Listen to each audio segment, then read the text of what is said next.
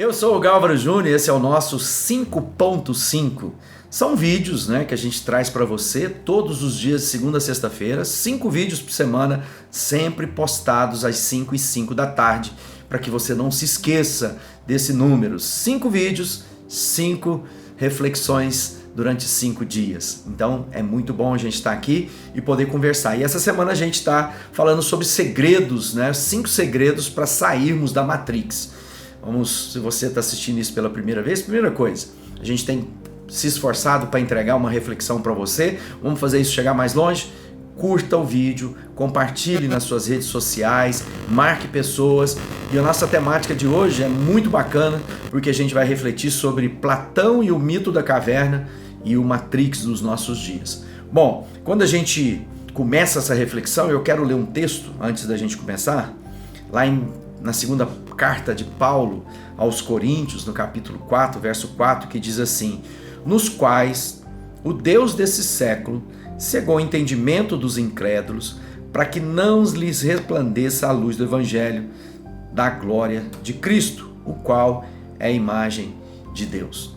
Bom, o apóstolo Paulo está dizendo para nós que há uma cegueira imposta sobre os incrédulos pelo inimigo das nossas almas, Satanás. Ou seja, há um embate espiritual para promover cegueira. Cegueira essa que não tem a ver com apenas a falta de capacidade de ver o que está à frente de nós, mas muitas vezes ela é imposta a nós porque olhamos para o lugar errado. Ou seja, se eu estou olhando para aqui, para a parede da minha casa, eu não vou ser capaz de olhar para os seus olhos. Então eu preciso entender que cegueira muitas vezes é tão somente estar olhando para o lugar errado. Bom, o mito de Platão talvez seja a chave para entender todo o pensamento do filósofo.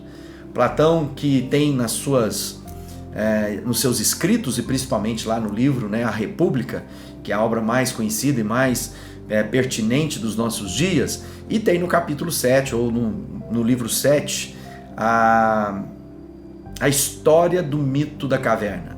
É uma alegoria da caverna. E o Platão, na sua história, ele foi discipulado por Sócrates. Sócrates era um homem pensador, E ele é de uma escola, ele é de uma maneira de fazer que contrariava em muito o pensamento corrente dos seus dias.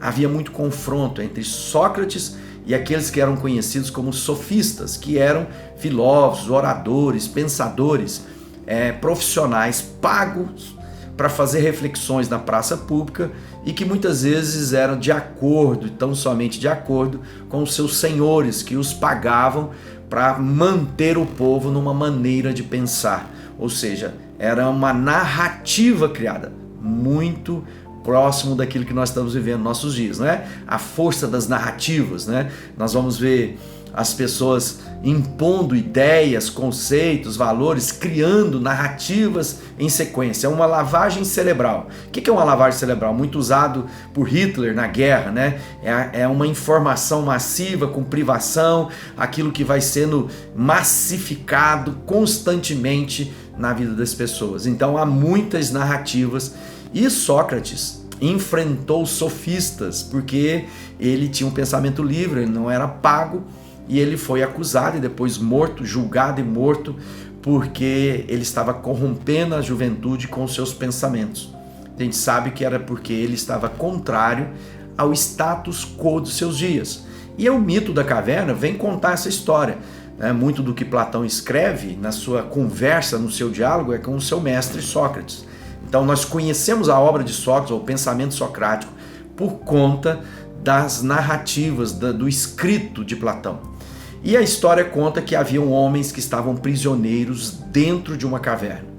E eles estavam acorrentados de maneira que o único olhar, o único ponto de vista que eles tinham era uma parede que estava à sua frente. Atrás deles havia um muro, havia a boca da caverna lá em cima e havia uma fogueira. E aquela fogueira refletia sombras que eram projetadas à frente desses homens. Ou seja, os homens acorrentados não tinham consciência porque haviam nascidos naquela condição e o mundo que eles conheciam era o mundo da caverna. Até que esses homens, viam a vida nas sombras, penumbra, os olhos embotados. Eles tinham alguma liberdade para conversar, para discutir, escolhiam entre eles até os mais sábios, que eram capazes de ver, porque já viviam há mais tempo, viam as sombras recorrentes. Até que um dia um deles se desvencilha e ele passa sai da caverna e vê a luz do sol.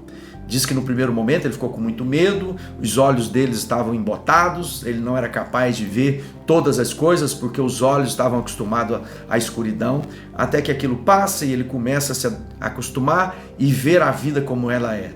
Ou seja, ele vê cores, formas, altura, profundidade, diferente das imagens que ele tinha ali na caverna. Ele volta, quando ele tem os olhos abertos, quando ele percebe a vida que é muito maior do que aquilo que eles viviam dentro da caverna, ele volta para livrar os seus companheiros que lá estavam. O que acontece? Eles desacreditavam deles, chamaram de louco e o mataram. É uma história que narra a história do Sócrates com os sofistas. É alguém que está dizendo, olha, aquele que veio trazer revelação, liberdade, foi morto por aqueles que continuam acorrentados. O filme de Matrix, segundo os cinéfilos, é justamente essa narrativa de Platão, né? Quando ele diz, olha, os homens estão aprisionados, os homens só enxergam sombras, e aqueles que foram iluminados pela sabedoria vêm trazer revelação e não é bem aceito. Jesus vem falar isso conosco, o Salomão fala sobre isso, né? Ele se propõe a pensar a vida pela filosofia e não consegue resposta. Platão arranhou a verdade, porque o sol que ilumina o nosso pensamento e que fomos cegados não por ser homens, né, mas por um príncipe desse mundo, lá na história de Sócrates eram os senhores, que nos nossos dias são os dominadores, os que são dono do capital, os que são dono da política, que querem manter o povo escravizado. Jesus vem e diz, eu vou trazer luz, eu vou iluminar o seu pensamento. O Paulo ora, né? Ora para que os seus olhos sejam abertos. Então, para que você não viva um mundo de sombras, é preciso que você tenha a luz de Cristo na sua vida. Essa é a nossa narrativa de hoje. Não fique preso na caverna, desde que Deus ilumine o seu pensamento. Deus abençoe, compartilhe com alguém, curta, liga o sininho no YouTube para chegar para você toda vez que a gente postar um vídeo novo. Até amanhã.